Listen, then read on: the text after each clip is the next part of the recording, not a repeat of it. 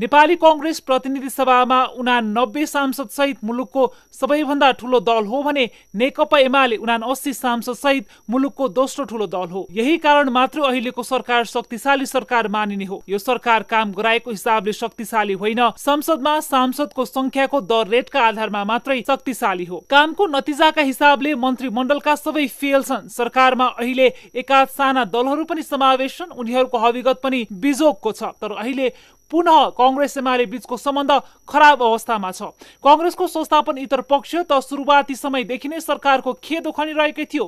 शेखर कोइराला गुट पहिलेदेखि नै दिनहौ सरकारको उचितो काटिरहेको छ। यता आफ्नो छुट्टै गुट चलाइरहेका गगन थापा पनि सरकारको आलोचना गर्न कुनै कसर बाँकी राख्दैनन्। तर बिस्तारै के कुरा लाग्न थालेको छ भने देशलाई कङ्कर्डको स्पिड चाहिएको छ। आज एउटा, भोलि एउटा, पर्सि एउटा माहौल बनाउनु पर्ने छ। यहाँ राम्रो भएको छ, यहाँ राम्रो भएको छ भनेर बनाउनु पर्ने ठाउँमा छ सरकार ट्र्याक्टरको स्पिडमा छ। यी सबै अवस्थाकै बीच अहिले सरकारको डोरी कांग्रेस सभापति शेरबहादुर देउवाले जोगाएर राखेका छन्। यति भन्दै गर्दा ओली र देउवा बीच टसलै नभएको भने होइन।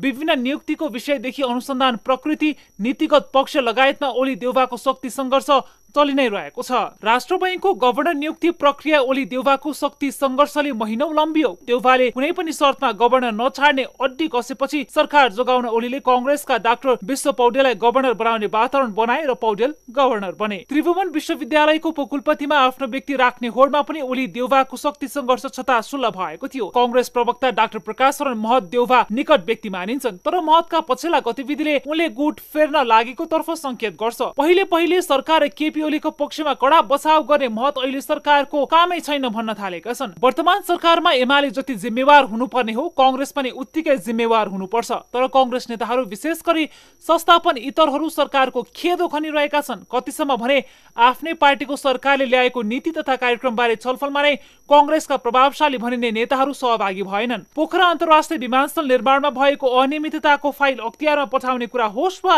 राजनीतिक नियुक्तिमा कुलिङ पिरियडको सवालमा होस्, कांग्रेस एमाले कडा विरोधी देखिएका छन्। अरू सानातिना विमति र अमिल्दा कुरा त कति छन्। यसरी यी सबै परिदृश्य हेर्दा वर्तमान शक्तिशाली सरकार भित्रभित्रै खोक्रो बनिसकेको छ। यही गति चलिरहे एमाले कांग्रेसको सत्ता गठबन्धन धेरै टिक्ने अवस्था छैन। यद्यपि यस परिस्थितिका मुख्य खेलाडी भने केपी ओली र शेरबहादुर देउवा नै रहनेछन्। देउवा र प्रधानमन्त्री केपी ओलीले अरूले गरिरहेको आलोचनालाई नदेखि नसुने झै गरेकाले मात्रै अहिलेसम्म यो सत्ता गठबन्धन जोगिएको छ। देउवालाई सरकार हस्तान्तरण गर्छु भनी ओलीले दिनौ भनिरहनु पर्ने अवस्थाले पनि सत्ता गठबन्धन भित्र विश्वासको खडेरीलाई प्रश्नाउँछ।